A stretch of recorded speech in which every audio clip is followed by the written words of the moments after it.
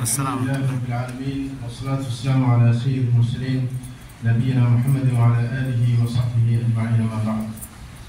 فقد قال الله تعالى في كلامه المجيد والفرقان الحميد: أعوذ بالله من الشيطان الرجيم، بسم الله الرحمن الرحيم، والفجر وليالي العشر. وقال صلى الله عليه وسلم: ما من أيام العمل الصالح فيهن أحب إلى الله من هذه الأيام العشر. قالوا: ولا الجهاد في سبيل الله؟ قال: ولا الجهاد في سبيل الله إلا رجل خرج بنفسه وماله فلم يرجع من ذلك بشيء. প্রিয় ভাইরা আমার, আমরা সবাই এখানে ব্যবসার যেরকম মৌসুম আছে এরকম ভাবে ইবাদতের মৌসুম আছে। আল্লাহ যদিও সবসময় আমরা ইবাদত করতে বাধ্য, কিন্তু কিছু সময় এমনভাবে নির্ধারণ করে দেন যেখানে অল্প সময় বেশি কামাই করা যায়। এই বছরগুলোর একটি মৌসুম সামনে, এই যে জিলহজ মাস শুরু, যে 10 দিন জিলহজ মাসের শুরু দিন, এটা আরেকটা ইবাদতের মৌসুম। যদিও এটার গুরুত্ব মানুষের কম দিয়ে থাকে, এরকম ভাবে আরেকটা ইবাদতের মৌসুম ছিল যেরকম মুহররম মাসে, পরের মাসে আসতেছে আবার মুহররম মাসে, এরকম রমজানের মৌসুম চলে গেছে। এই মুহররম মাসের আপনার এই 10 দিনে আমরা ইবাদত করার চেষ্টা করব, কারণ এই 10 দিনের গুরুত্ব আল্লাহর কাছে অনেক বেশি। তার মধ্যে বিশেষ করে আপনার আরাফার দিনের গুরুত্ব। আরাফার দিনের সিয়াম পালন করে, কারণ আরাফার দিনের সিয়াম পালন করলে 2 বছরের গুনাহ মাফ হয়ে যায়। রাসূল আকরাম সাল্লাল্লাহু আলাইহি ওয়াসাল্লাম সাওম ইয়াউম আরাফা আহতাসিবু আল্লাহ আন ইউকাফির সানাত আল-মাদি ওয়াল কাবিলা, যে আল্লাহ জাল্লা শানহু আরাফা রোজা রাখলে আপনার একই রোজার বিপরীতে আল্লাহ জাল্লা শানহু 2 বছরের গুনাহ মাফ করে দেন। সুতরাং সেটা রাখবো। পাশাপাশি যখন এই 10 দিনের গুরুত্ব বেশি, আমরা শুরু থেকে রাখার চেষ্টা করব। সালাতের মধ্যে অনেকেই পুরো 10 দিনের সিয়াম পালন করেছেন। 9 দিন, 10 দিন তো 10 দিন তো পারা যাবে না, আমরা 3 দিন, ঈদের সময়, কোরবানির ঈদের সময় এবং তারপরে 3 দিন, আর রমজানের ঈদের দিন 5 দিন রোজা রাখা হারাম পুরো বছরের মধ্যে। তো সুতরাং 10 তারিখে তো রাখা যাবে না, 1ম তারিখ থেকে আমরা 9ম তারিখ পর্যন্ত সিয়াম পালন করব। বিশেষ করে কেউ যদি না পারে কোনোদিন কমপক্ষে আরাফার রোজাটা রাখবো, যেটা 9ম তারিখ।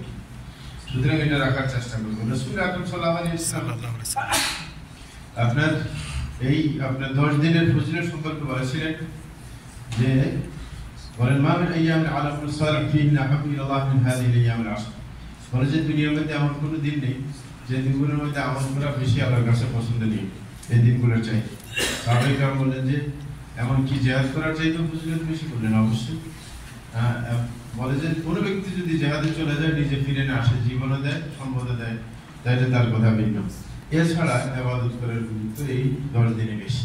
এই কারণে 10 দিনে যখন ইবাদত করার বেশি গুরুত্ব, এই কারণে আমরা সিয়াম পালন যেরকম করব, এরকম পাশাপাশি সাদকা খেরাত করব, এরকম ভাবে কোরআন তেলাওয়াত করব, বা অন্যান্য আমল যত আমল আছে প্রত্যেকটা আমরা করার চেষ্টা করব এই দিনগুলোতে, যেন সময় নষ্ট না হয়।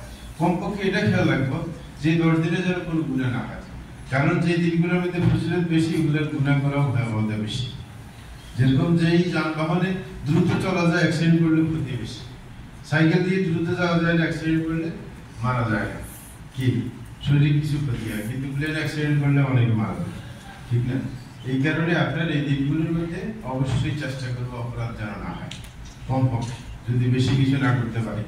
আর সবসময় যারা দোকানে আছেন, বর্তমান যুগে ইবাদত করা সহজ, কিন্তু কিছুই করে না। যেরকম শিক্ষা অর্জন করা সহজ, ইন্টারনেটে ইবাদত সহজ, অ্যাপস পাওয়া যায় কোরআনের, ওযু লাগে না। আপনি সাধারণ কোরআন পড়তে ওযু লাগে, কিন্তু আপনি কোরআনের মধ্যে অ্যাপস খুলে আপনি কোরআন পড়েন, আপনি সবসময় তো গাফল থাকেন, সময়টা নষ্ট হয়ে যায়। আপনি কোরআন অ্যাপস আসছে, আলোটা বন্ধ করে দিলেন, গাফল আসে, পরে আবার খুলে আবার পড়লেন, সমস্যা তো নেই। আপনি পুরো দিন ইচ্ছা করলে 1 বার 2 বার পড়ে ফেলতে পারেন, কিন্তু দেখা যায় যে সময়টা এমনিতেই নষ্ট হয়ে যায়। হয়তো আপনি কোরআন পড়ার কারণে বরকত দেন, ঠিক না? যখন আল্লাহর বাণীর সাথে আপনার সম্পর্ক হবে, তখন বরকত দেন। আল্লাহ নিজেই বলছেন, কিতাব আনজালনাহু ইলাইকা মুবারাক, যে রাসূল আপনার উপর যে কিতাব নাযিল করেছে এটা বরকতময়। তা আমাদের কোরআনের সাথে যত সম্পৃক্ততা বাড়বে তত বরকত আসবে, কিন্তু আমাদের সম্পর্ক নাই। এই কারণে আমাদের কোরআনের অ্যাপস খুলে চেষ্টা করি। অ্যাপসের মধ্যে 2 ধরনের আছে, আর দেশীয় কোরআন পাওয়া যায়, বাংলাদেশীয় কোরআন পাওয়া যায়, যেটা মানে পাকিস্তানি ছাপা বলে আর কি আমাদের দেশে, ওটাও পাওয়া যায়। আপনি দেশীয় কোরআন যেটা আপনি পড়তে অভ্যস্ত, ওটা ডাউনলোড করেন, বলে আপনি পড়তে থাকেন, সময় করে 1 পৃষ্ঠা 2 পৃষ্ঠা পড়তে পড়তে দেখেন পুরো আপনি সকাল থেকে ব্যবসা প্রতিষ্ঠানে আসেন রাত পর্যন্ত, দেখা যায় গাঁও সব সময় থাকে না, ওই টাইমে করতে থাকলে একবারে সহজ। সুতরাং আমরা এই দিনগুলোতেই কাজে ব্যস্ত, ওই কমপক্ষে যে কোরআন পড়ি, এটাতে আমার খুবই কিছু যদি সিয়াম অনেকে রাখতে চান অনেকে অবস্থা না, কিন্তু এই কাজটা তো করা যায়। জিকির করতে করতে অনেকে দেখা যায় যে মন উঠে যায়, এখানে কোরআন পড়তে মন নষ্ট হয় না, কোরআনের মজা আছে, একটু পড়লে আরেকটু পড়তে ভালো লাগে। কিন্তু আপনি জিকির করে দেখেন পরে বিরক্তি এসে যাবে, কিন্তু কোরআন পড়েন আপনি একটু পড়লে দিয়ে আরেকটু পড়তে ভালো লাগে। হ্যাঁ ঠিক না, ওই জাতিকে তালিম আয়াত জাত ঈমান, কোরআন পড়লে ঈমান বাড়তে থাকে, তখন আরেকটু পড়তে ভালো লাগে। ঈমান যত সবল হবে তত ইবাদত করতে মজা লাগে। সুতরাং কোরআন পড়াটা একবারে সবচেয়ে সহজ, হ্যাঁ সবচেয়ে সহজ। সুতরাং এই দিনগুলোতে আমরা এই টাইমে ব্যস্ত হই, মানে খালি টাইম পাইলে কোরআন পড়া নিয়ে একটু ব্যস্ত হই। হ্যাঁ পড়ার সঙ্গে হেরাত করি, এরকম আল্লাহর কাছে দোয়া করি নিজের উপকারের জন্য, পুরো দুনিয়ার, বিশেষ করে আমাদের বর্তমান যে সময়টা বাংলাদেশে, সেই সময়টা কোন দিকে মোড় দেবে রাষ্ট্র এটা বলা যায়। সুতরাং যেন এমন আপনার মানুষ আমাদের ক্ষেত্রে আল্লাহ নিয়োজিত করে যারা ইসলামের ফায়দায় আসবে, দেশের ফায়দায় আসবে না। অনেকে আছে শুধু দুনিয়া নিজের চিন্তা করে, কিন্তু আমাদের দরকার হচ্ছে আমরা এমন একটা মুসলিম রাষ্ট্র অবস্থান করছি, পাশে বড় কাফের রাষ্ট্র, যার কারণে তারা আমাদেরকে গ্রাস করতে চাইবে। সুতরাং ওরা যেরকম ধর্মীয় চেতনা নিয়ে অগ্রসর হওয়ার চেষ্টা করতেছে, আমাদের ধর্মীয় চেতনা নিয়ে টিকতে হবে। কারণ যেটা যেরকম এটার আপনার মধ্যে ধর্মীয় চেতনা নিয়ে অগ্রসর হতে চায়, তা আমরা কিন্তু ধর্ম বিরোধী দিয়ে অগ্রসর হতে চাই, আল্লাহ কখনো চায় না। আমরা ধর্মীয় চেতনাকে আর শক্তিশালী করি, তাইলে ওদের মোকাবিলা করা সম্ভব, আল্লাহ আমাদের পাশে থাকবে, ঠিক না ইনশাআল্লাহ।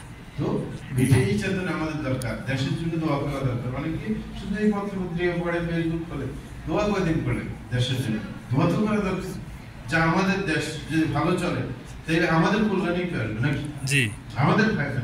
তা আমরা দেশের জন্য দোয়া করি, এই মৌসুমটা কিন্তু এই 10 দিন দোয়া কবুল হবে, কারণ যখন মর্যাদাপূর্ণ সময়টা দোয়া কবুল হবে, দোয়া করি। আমরা যখন মসজিদে আসি, বিশেষ করে দোয়া কবুল হওয়ার সময় আপনার আজানের পর থেকে আপনার সালাত শুরু হওয়া পর্যন্ত এখানে 10-15 মিনিট আগে আসি, একটু দোয়া করি আল্লাহর কাছে, হ্যাঁ নিজের জন্য, নিজের দেশের জন্য। তাইলে দেখা যাবে যে দেশের উন্নয়ন হবে, হইলে আমার উন্নয়ন হবে, কারণ এটার সাথে ওতপ্রোত জড়িত আমরা। সুতরাং প্রত্যেকে এই দিনগুলোকে কাজে লাগানোর ইনশাআল্লাহ চেষ্টা করবো, এবং যেন কখনো গুনাহ না হয়, কম পক্ষে যেন আল্লাহর বিরাট বাজার না হয়, সেই দিকে আমাদের খেয়াল রাখতে হবে। আল্লাহ সবাইকে তৌফিক দান করুন। ওয়া সাল্লাল্লাহু আলা নবিয়িনা মুহাম্মদ ওয়া আলা আলিহি ওয়া সাহবিহি। জাযাকাল্লাহু খাইর। আসসালামু আলাইকুম।